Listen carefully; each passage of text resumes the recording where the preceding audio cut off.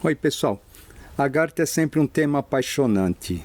É um tema que nos envolve e fatalmente não teria como a gente esgotar esse assunto em um único vídeo. Por isso estamos fazendo este aqui. Lembrando sempre que aqui a gente não está dizendo verdades absolutas e que a nossa proposta aqui é fazer com que as pessoas pensem a respeito de uma outra maneira.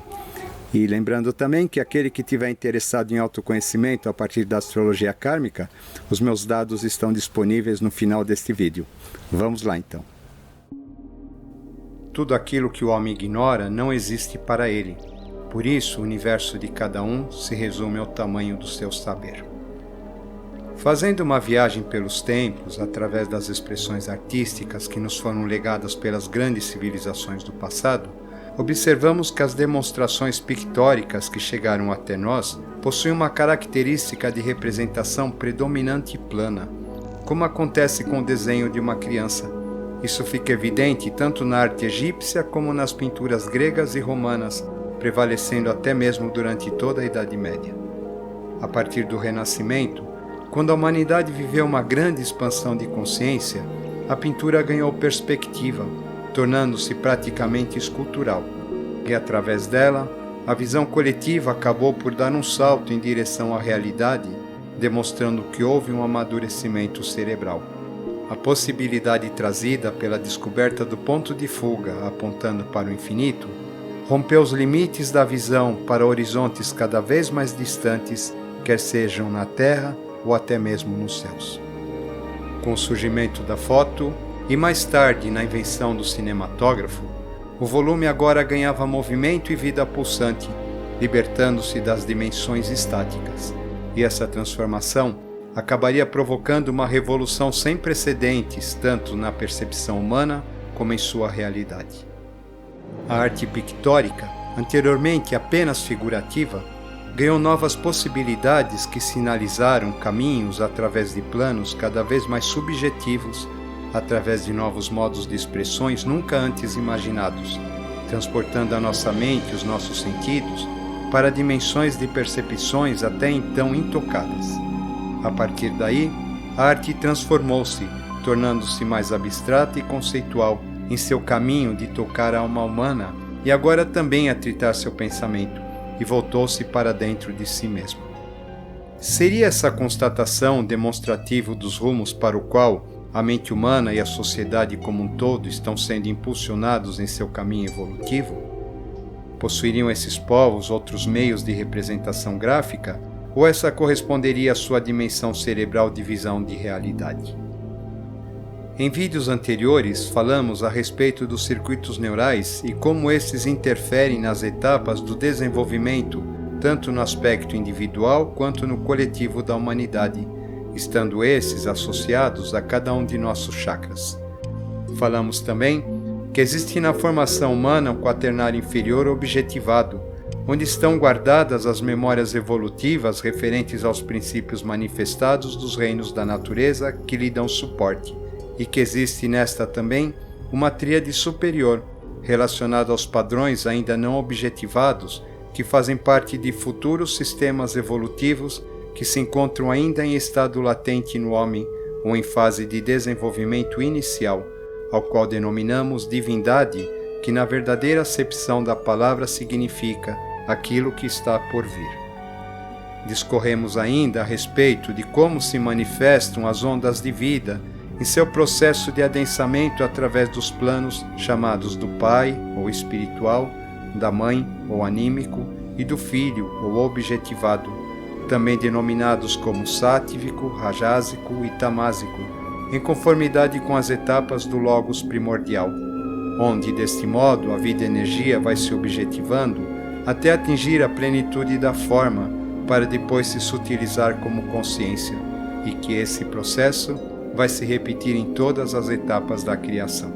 Na antropogênese, percebemos que esse mesmo padrão ocorre para dar estruturação à formação da humanidade, onde a experiência de cada raça é transferida para a seguinte, criando as suas bases de desenvolvimento.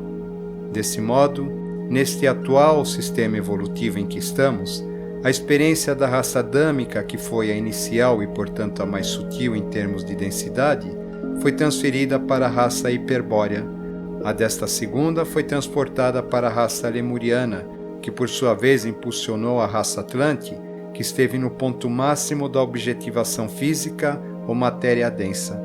Depois disso, começou o processo de sutilização que teve início na nossa atual quinta raça, que recebe o nome de Ariana e que por sua vez manifestará os elementos que servirão de suporte à raça dourada no final do nosso sistema planetário. Fazendo essa comparação com os processos cerebrais do homem, verificamos que a experiência de cada raça vai contribuir para a formação de um circuito neural associado a diferentes dimensões de pensamento e visão. A respeito da primeira raça, pouco existe a se dizer, pois tanto ela quanto a seguinte foram raças que surgiram para dar continuidade à cadeia lunar, que acabou ficando incompleta por conta da queda dos anjos. Mas fica bem clara a sua ligação com o reino mineral, tanto em seu papel estruturador das demais, como quando percebemos que seu modo reprodutivo se assemelhava ao das pedras, ou seja, por bipartição, segundo a antropogênese. A segunda raça desenvolveu-se em sub-raças que eram basicamente guiadas como rebanhos ou cardumes de peixes, de acordo com a vontade de seus dirigentes hierárquicos, chamados reis pastores, assim como as plantas se agitam ao movimento do vento. Fica bem clara a sua relação com o reino vegetal quando estudamos seu modo de reprodução, que ocorreu por meio de esporos, brotamentos e outros assexuados, lembrando sempre que estas se tratavam de raças não físicas, sendo a hiperbórea mais densa que a adâmica. Na raça lemuriana, a reprodução que a princípio era assexuada, como ocorre em uma flor, passou a ser sexuada no seu final. Nas escrituras, esse momento é representado pela alegoria da criação de Eva, que simboliza a polarização física e ao mesmo tempo o surgimento da alma ou ego, que faz o homem tomar consciência de si como individualidade. A tradição hebraico-cristã nos diz que esta teria ocorrido em seu início no chamado Paraíso do Éden, no centro do qual havia a árvore proibida da ciência, de cujas raízes nasciam os 4 rios sagrados que apontavam para as 4 direções da terra. Mais tarde, tal árvore acabou sendo associada à árvore sefirotal cabalística, lembrando que essa denominação tem origem na raiz Sefer, que significa ao mesmo tempo serpente ou sabedoria.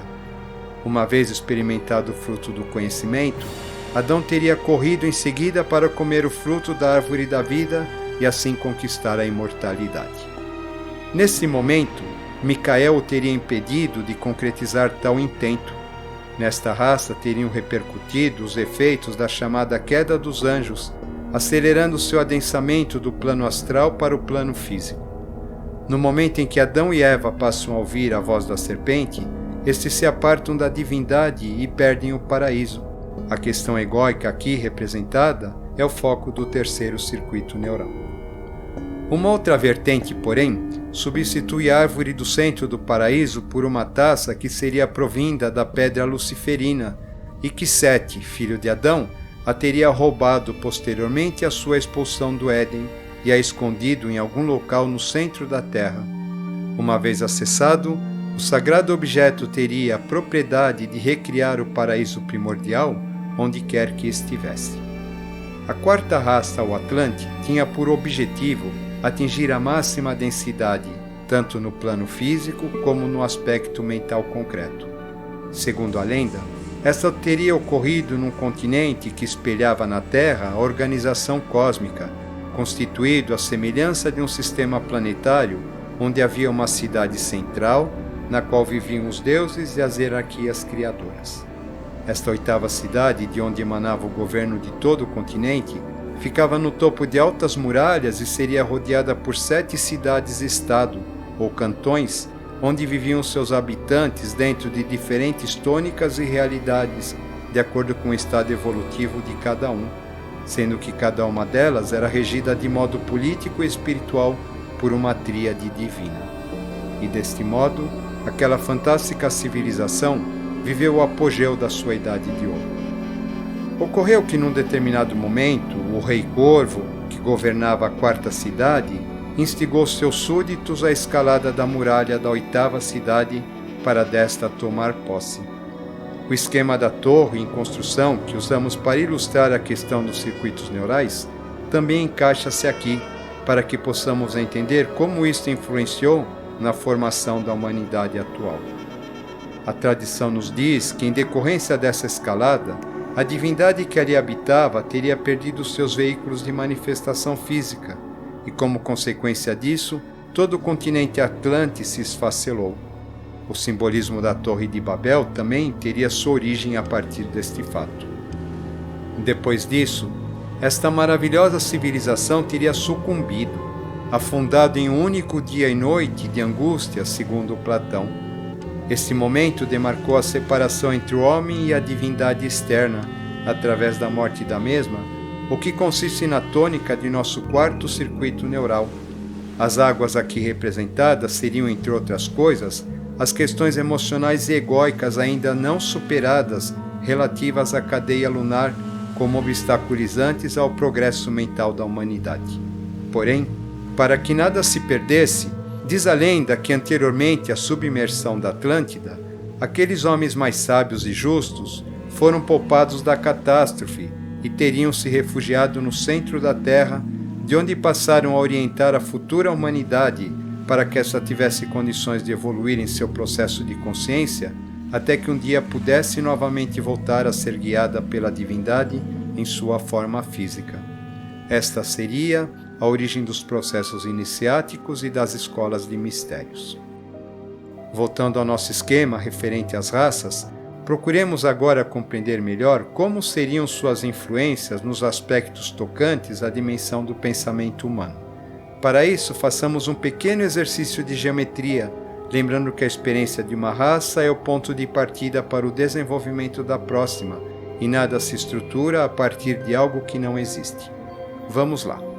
Dentro da analogia geométrica, a visão de mundo da raça adâmica corresponderia a uma dimensão pontual, já que esta era voltada unicamente ao estabelecimento de uma base de suporte para a manifestação, assim como o indivíduo do primeiro circuito, cuja visão de mundo se restringe apenas à manutenção dele próprio e suas necessidades imediatas de sobrevivência. O ponto se duplica e faz surgir uma reta. A segunda raça significa uma expansão da primeira. Ela já é bem menos restrita em suas limitações. O mesmo ocorre com a dimensão de pensamento do homem do segundo circuito, que passa a ver a existência de algo além de si, embora este ainda lhe pareça um opositor com o qual precise competir. A experiência da reta se duplica, duas retas formam um plano. Uma vez associado ao aspecto egóico, a dimensão de pensamento da terceira raça seria achatada, onde tanto o homem quanto a humanidade não conseguem ver em seu mundo embotado nada além daquilo que lhes toca ao nariz ou ao umbigo. Lembrando que a raça lemuriana foi a primeira que recebeu olhos físicos como os que temos agora, e talvez, como ocorre num bebê, por certo tempo esta visão teria se manifestado inicialmente de modo bidimensional, até ajustar-se aos poucos ao modo como a percebemos, coisa que só aconteceria na quarta raça. A duplicação do plano leva ao surgimento da dimensão volumétrica. A mente concreta só tem condições plenas de percepção e análise a partir da visão tridimensional, que teria ocorrido somente na humanidade da Atlântida. Essa visão fez surgir no homem a capacidade de observar-se e ao mundo que o rodeia de modo mais amplo. A partir deste ponto, não precisa mais ser monitorado, já pode caminhar sozinho. É a morte de um estágio para o início de outro. Continuando nesta analogia que estamos fazendo a respeito das dimensões, através dos conceitos geométricos, chegando na nossa quinta raça, agora seria a vez de desenvolvermos um estágio ou dimensão de consciência que envolvesse o conceito que pudesse ser representado pela duplicação da experiência do volume. Mas de que maneira isso poderia ocorrer? Aqui vemos o conceito da Terra Oca e da Agartha surgir como uma possibilidade de visão de mundo bastante coerente, mas talvez não necessariamente física.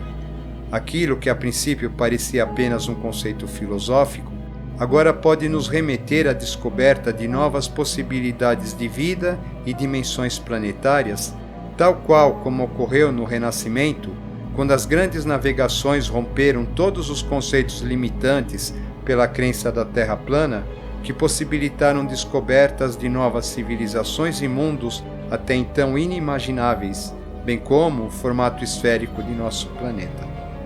Dentro desse padrão de raciocínio, Agartha cena desafiante para aquilo que deve ser conquistado como meta em termos de dimensão da visão de mente e de mundo nesta nossa quinta raça.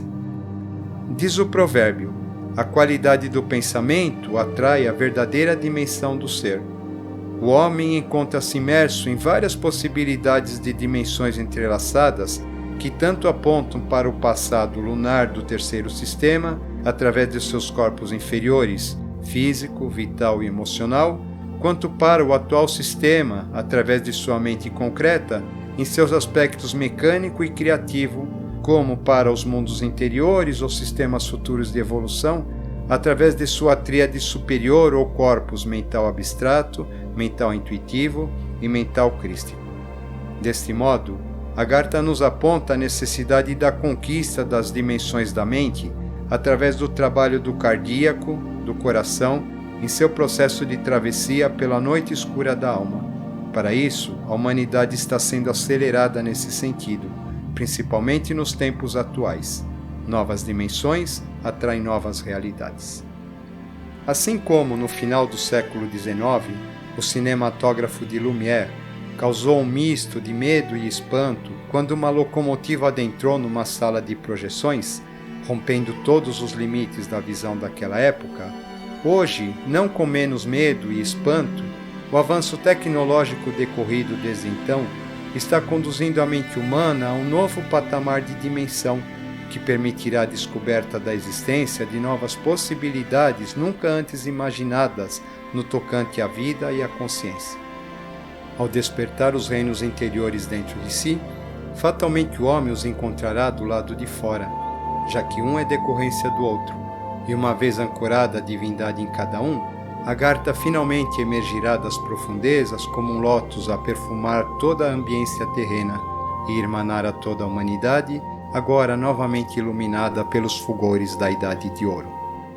O homem faz de si a imagem de seus sonhos.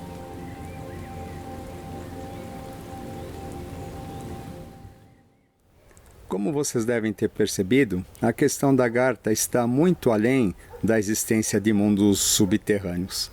Ela implica numa série de valores, implica numa série de questões, desenvolvimentos, estados evolutivos que nós precisamos alcançar para que possamos melhor compreender esse mistério em toda a sua magnitude. Tá? Por conta disso, mais vídeos virão a respeito. Espero que tenham gostado. Um abraço.